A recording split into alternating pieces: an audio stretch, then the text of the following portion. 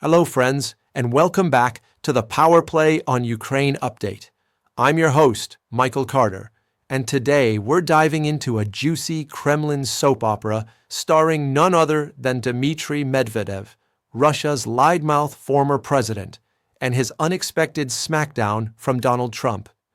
Buckle up, because this is a tale of nuclear bravado, political posturing, and a classic case of the Kremlin folding like a cheap suit when called out. Let's get into it. So, what's the deal? Dmitry Medvedev, Russia's deputy head of the Security Council and Putin's favorite hype man, took to social media with his usual tough guy routine.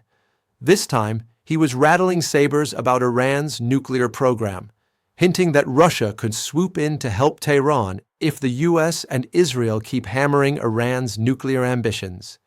It's the kind of reckless, chest-thumping nonsense Medvedev's known for, playing to the home crowd in Russia, where folks might be wondering why their mighty nation isn't riding to the rescue of allies like Iran. But here's the thing. Medvedev's not the sharpest tool in the Kremlin's shed. His comments weren't some grand geopolitical chess move. They were a desperate attempt to sound relevant. Picture a guy in a bar, bragging about fights he'll never start. That's Medvedev, shouting into the void, hoping someone in Moscow claps. Except this time, someone did notice, someone with a much bigger megaphone. Enter Donald Trump, who wasn't having any of Medvedev's nonsense. The former, and possibly future, US president fired back, telling Medvedev to stop throwing around the word nuclear like it's a toy. Trump called the remarks irresponsible, and you can almost hear the Kremlin's collective gulp from across the Atlantic. Suddenly, Medvedev's tough guy act crumbled faster than a stale Russian biscuit. He backpedaled, insisting he never said anything about handing Iran a nuke. Really, Dmitry? That's your story? It's like a schoolyard bully swearing he wasn't picking a fight after getting caught red-handed.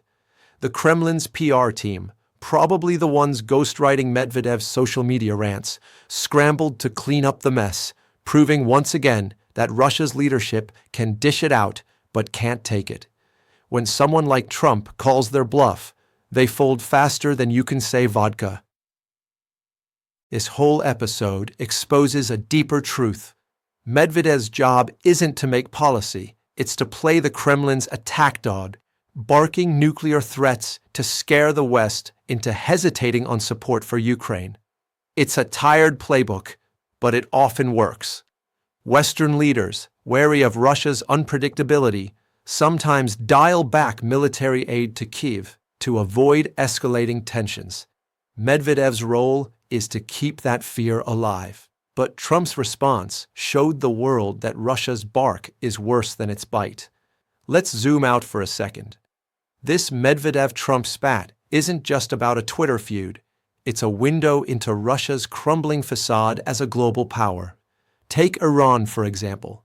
While Medvedev was busy mouthing off, Iran's foreign minister was in Moscow, meeting with Putin himself. You'd think Russia would be rolling out the red carpet for their so-called ally, right? Wrong. Instead, Moscow's been dodging any real commitment to Iran, especially as the US and Israel target Tehran's nuclear program. The Kremlin even trotted out their strategic partnership agreement with Iran on TV, pointing to fine print that says they're not obligated to jump into a war if Iran's attacked. Talk about loyalty. It's like telling your buddy you've got their back, unless someone actually swings. And this isn't new. Remember Syria? Russia let Bashar Assad's regime collapse without lifting a finger, despite all those years of propping him up for access to military bases. Iran, Syria, now Ukraine.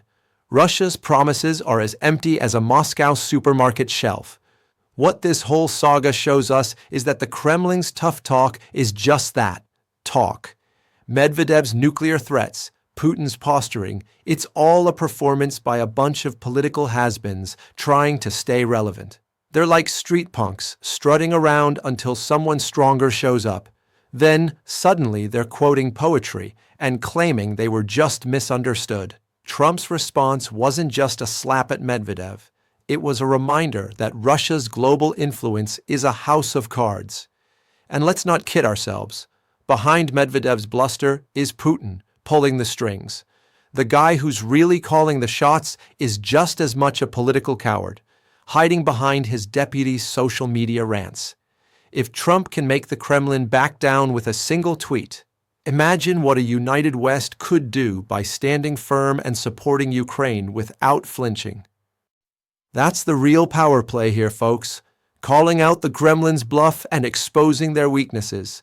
Russia's not the unstoppable force it pretends to be, and moments like this prove it. Stay sharp, stay informed, and keep watching the power play for more no-nonsense takes on the global stage. If you like this breakdown, hit that subscribe button, ring the bell, and join our community on Patreon, Buy Me a Coffee, or right here on YouTube. Your support keeps us going. Until next time, this is Michael Carter, signing off. Peace out.